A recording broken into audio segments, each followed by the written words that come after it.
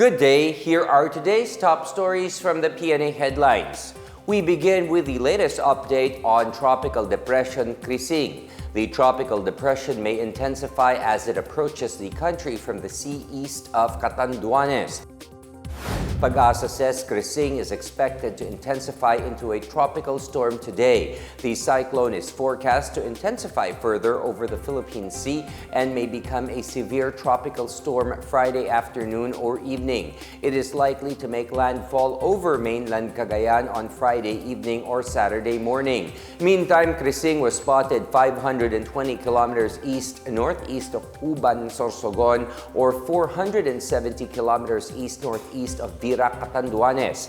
Crising maintained its strength with maximum sustained winds of 55 kilometers per hour near the center and gustiness of up to 70 kilometers per hour. It is moving north-northwestward at 25 kilometers per hour. Tropical cyclone wind signal number 1 is raised over the southern portion of Batanes, Cagayan, including Babuyan Islands, Isabela, Quirino, the northeast part of Nueva Vizcaya, the northern portion of Aurora, Apayao, Abra, Kalinga, Mountain Province, Ifugao, Ilocos Norte, the northern portion of Ilocos Sur, and the northern and eastern portions of Catanduanes.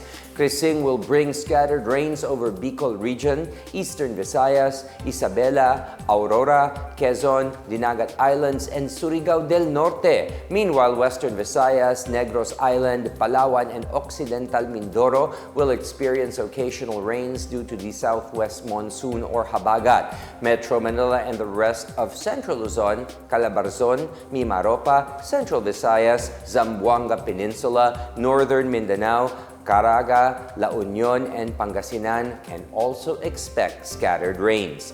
The rest of the country will have partly cloudy to cloudy skies with isolated rains or thunderstorms. The Marcos administration has aided millions of Filipino farmers in improving agricultural production, according to the Department of Agriculture, or DA. In a pre-State of the Nation address interview, Agriculture spokesperson Assistant Secretary Arnel de Mesa said extensive government assistance has improved modernization of rice farms in the country. The Philippine Center for Post-Harvest Development and Mechanization has distributed over 30,000 units of farm machinery, including harvesters and four-wheel tractors.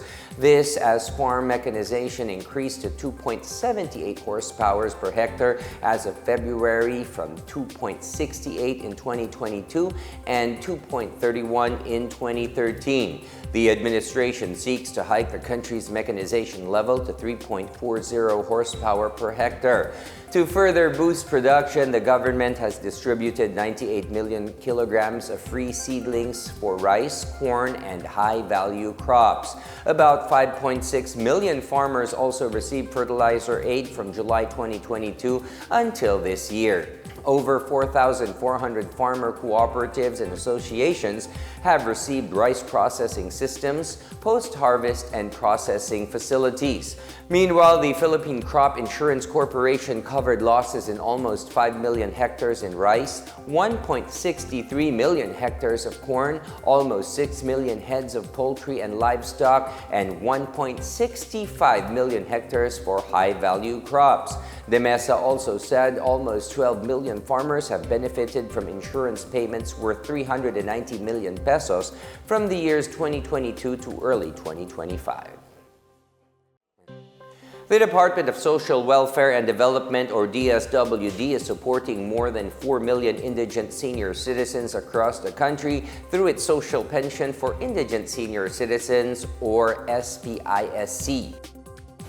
The SPISC is available for Filipinos aged 60 and above who are frail, sickly, or with disability and who have no regular income, pension, or financial support. According to the DSWD, the program provides financial aid which is distributed monthly, bi-monthly, or quarterly to help ease the burden of indigent seniors in their medical and living expenses. Under Republic Act 11916, the pension was doubled from 5 500 to 1,000 pesos beginning January 2024. In line with the DSWD's push for digital disbursement, elders may also get their cash benefits through cash cards. DSWD Assistant Secretary Irene Dumlao said the agency continues to expand the SPISC following President Ferdinand R. Marcos Jr.'s directive that no Filipino is left behind in ensuring their health and well-being. The Department of Information and Communications Technology, or DICT, partnered with the Maharlika Investment Corporation, or MIC, to invest in expanding internet infrastructure in geographically isolated and disadvantaged areas. In a news release, the DICT said a memorandum of understanding was signed with MIC towards a shared commitment to promote inclusive and sustainable national development through investments in digital facilities and services. As part of the memorandum, the MIC aims to invest in critical digital infrastructure projects that generate long-term returns and deliver inclusive growth across underserved areas. The partnership is expected to boost investor confidence and attract local and foreign investments. During the memorandum signing on Tuesday, DICT Chief Henry Aguda vowed to fulfill the promise of President Ferdinand R. Marcos Jr. to provide affordable internet in the farthest reaches of the country. Meanwhile, MIC President and Chief Executive Officer Rafael Consing Jr. said the memorandum is a step towards building the digital backbone of the Philippines that delivers long-term intergenerational impact. He added that prioritizing digital facilities today will secure opportunities for future generations of Filipinos.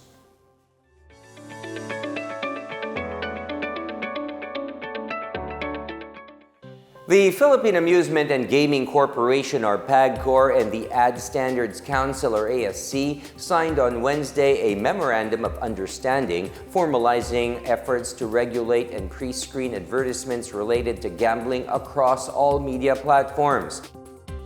PAGCOR Chairman and CEO Alejandro Tenco signed the memorandum with ASC Chairperson Golda Roldan at the PAGCOR corporate office in Pasay City as part of its efforts to promote responsible advertising in the gaming industry. With the memorandum, gambling advertisements are now classified under ASC's must-screen categories, which already include ads for alcoholic beverages, over-the-counter medicines, food supplements, promotional transport fares, and breast milk substitutes. In addition, all branded or corporate gambling advertisements, including television, radio, online, and outdoor ads, must be reviewed and approved by ASC before public release to lower misleading content and protect vulnerable groups from potential harm. ASC Chairperson Roldan said the collaboration is part of ASC's commitment to safeguard consumers, particularly in industries that require heightened sensitivity in messaging. On July 7, PAGCOR issues a directive ordering the immediate removal of all gambling-related billboards and out-of-home advertisements, including from public transport systems like jeepneys, buses, taxis, and trains. All PAGCOR licensees and stakeholders were given until August 15 to completely remove all gambling-related outdoor ads.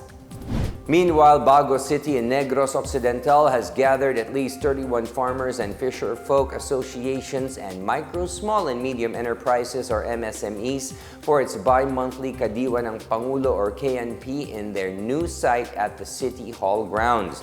The program was organized by the Local Economic Development and Investment Promotions Office in partnership with the Office of the City Agriculture. Held every 15th and 30th of the month, the KNP is part of the government's commitment to strengthen local enterprise and consumer access to locally produced, farm-gate-priced goods. Consumers can buy various products such as rice, fresh vegetables and fruits, as well as processed food products and non-food items. In an interview, City Agriculturist Marvin John Blanche said that the KNP serves as a vital platform for empowering local farmers, fisherfolk, and micro-entrepreneurs. Blanche added that the program also helps Bago City, the top rice producer of Negros Occidental, to strengthen its local food systems, enhance food accessibility and affordability, and create sustainable income opportunities for farming and agri-based communities. In her message on Tuesday, Bago City Mayor Marina Javellana Yao expressed full support for the program, recognizing its role bringing inclusive economic growth and community resilience. The KNP program is a farm-to-consumer market chain that eliminates middlemen, allowing local producers to generate higher income by selling their produce directly to consumers.